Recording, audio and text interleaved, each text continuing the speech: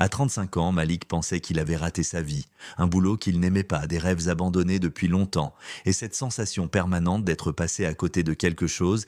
Il se levait chaque matin avec une boule au ventre, il regardait par la fenêtre en se demandant si c'était ça.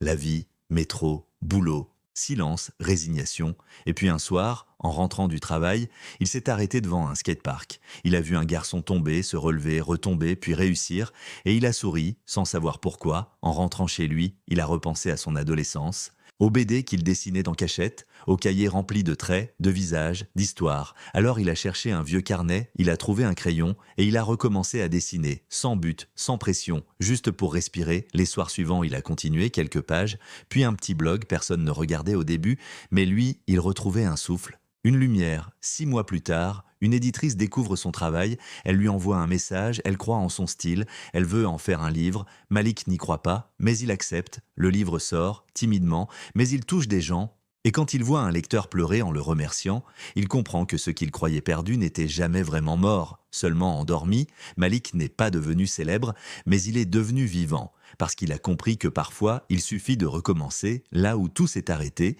pour retrouver ce qu'on croyait à jamais disparu.